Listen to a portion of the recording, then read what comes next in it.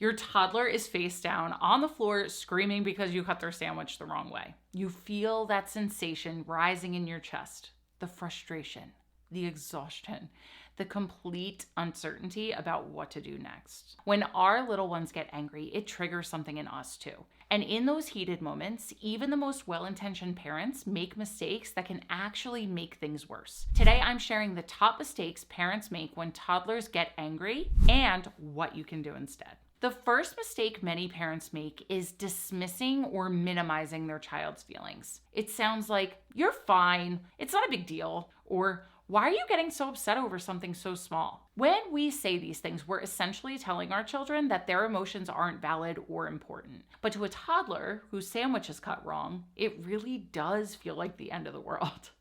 As crazy as it may seem to us. Their brain doesn't have the perspective or emotional regulation skills that we do as adults. Dismissing feelings doesn't make them go away. It just teaches your child that they shouldn't express them. This can lead to bigger outbursts later, or even children who hide their emotions because they don't feel safe sharing them. Instead, try validating their feelings first, which can look like, "I see you're really upset about your sandwich. It's okay to feel angry when things don't go the way you expected." This doesn't mean you need to fix the sandwich, by the way, or give in. It simply acknowledges that their feelings matter, even when they seem irrational to us. Mistake number 2 is losing your cool. When your child is expressing anger, it's incredibly easy and common to get triggered yourself. Your blood pressure rises, your voice gets louder, and suddenly you're both emotionally flooded. This happens because our brains and nervous systems are wired for connection, which means that we naturally mirror the emotional states of those around us, especially our children.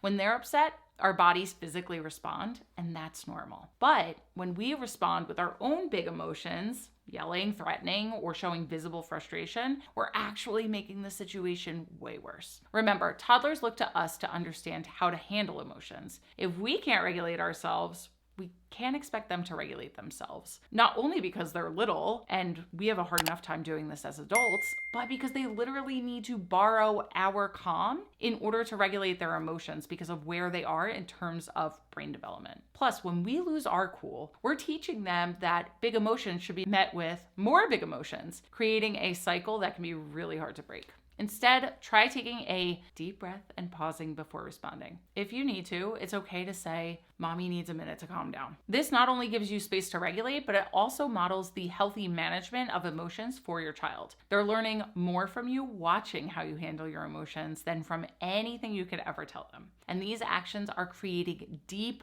neural subconscious programming that will stick with them for life. So it's pretty important stuff.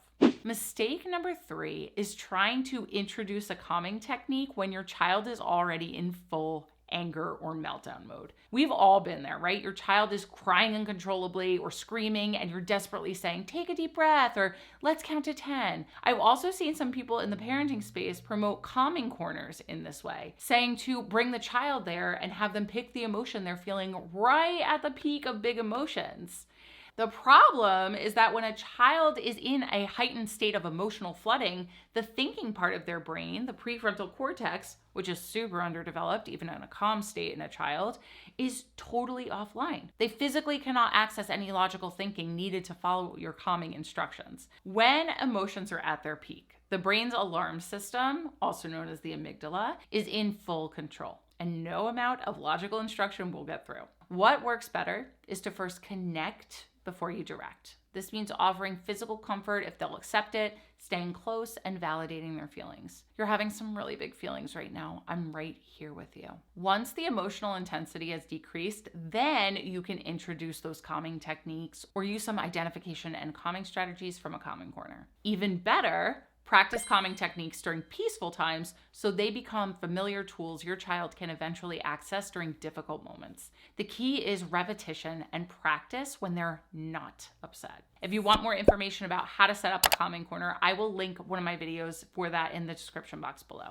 Mistake number 4 is trying to teach a lesson while your child is angry. We've all done it. Launching into explanations about why hitting is wrong or why we need to share while our toddler is in the middle of a tantrum. "We don't throw toys because they could break," or "You need to share with your sister because sharing is kind."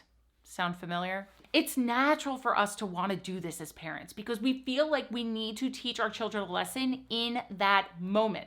But the reality is that these teachable moments are completely wasted during emotional flooding. The truth is that a child needs to feel calm, safe, and regulated in order for learning to take place. That's why lengthy explanations, moral lessons, and logical reasoning all fall on deaf ears when your child is angry. Not only are they not learning in these moments, but your attempts to reason with them can actually make things worse. Instead, keep your response brief and focused on emotional support during the moment. I won't let you hit. I'll help you stay safe. Then once everyone is calm, maybe even hours later or the next day, that's when you can circle back for that mini lesson about feelings and behavior. Plus, you'll probably be in a better place to talk about the situation yourself, which will help even more. Mistake number 5 is failing to hold boundaries or take necessary action when your child is angry. This often happens when we're so focused on being gentle or responsive that we forget that our children also need clear limits. This looks like allowing your child to continue hitting during a tantrum because they're just expressing their feelings, or letting them throw things because they're just having a hard time. Here's the truth. Validating feelings doesn't mean accepting all behaviors. Children actually feel safer when there are clear boundaries around how anger can be expressed. Your child needs to know that you'll step in and prevent them from doing things that are not acceptable or unsafe. They need the security of knowing that even when their emotions feel overwhelming, you won't let things spiral out of control. Boundaries sound like, I understand you're angry, but I won't let you hit your brother. I'm going to help you move away until you feel calmer. Or, you can feel mad, but throwing toys isn't safe. I'm going to put these away for now, and we could try again later. By holding firm boundaries with empathy, you're teaching your child that all feelings are acceptable, but not all actions are. This balance of warmth and firmness helps children develop healthy emotional regulation skills while respecting others. Mistake number 6 is punishing your child for feeling angry. This happens when we send children to time out, specifically because they are angry, or we take away privileges as a consequence for emotional outbursts, or shame them with phrases like, stop crying, or big kids don't act that way. When we punish the actual feeling of anger, we send a powerful negative message that anger itself is bad or wrong. But anger is a normal, healthy human emotion that even adults experience regularly. The problem is that many of us were raised with the idea that anger is somehow less acceptable than other emotions. We praise our children for being happy or calm, but react negatively when they express anger or frustration. What our children really need to learn is the difference between feeling angry, which is always okay, and how they choose to express that anger, which might sometimes not be okay. Rather than punishing the emotion, focus on teaching appropriate expressions of anger. It's okay to feel angry, but we can use our words instead of our hands. You can tell me, I'm mad, or stomp your feet instead of throwing toys. Just a little caveat here, younger kids may not be able to use their words yet when they're in this state, so just know that depending on their development, but as they get older, they will be able to use their words to tell you that they're feeling angry. When children know their feelings won't get them in trouble, they're more likely to express those emotions in healthier ways rather than bottling them up or having explosive reactions. If you want to know more about why punishments don't work, I'll leave a link to that video with more information in the description box below. If you want to learn more about how to effectively handle your child's anger and help them develop healthy emotional regulation skills, I've got something special coming up for you.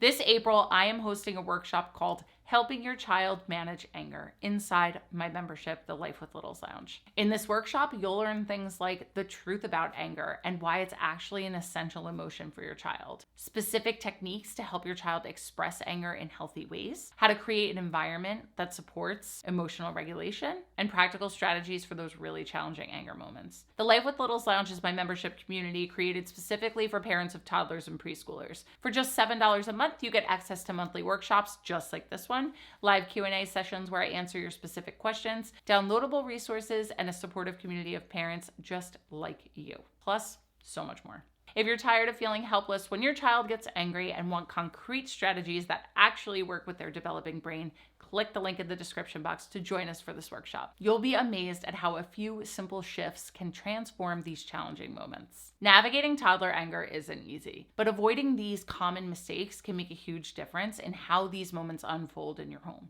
It takes practice for both you and your child. There will be days when you handle things perfectly and days where you make some of these mistakes we talked about, and that's okay. Parenting isn't about perfection. It's about connection and growth. Give this video a thumbs up if you found it helpful. Share it with another parent who might need to hear this, and don't forget to subscribe for more tips to help you love your life with littles. Thanks for watching, and remember, you've got this. I'll see you next time.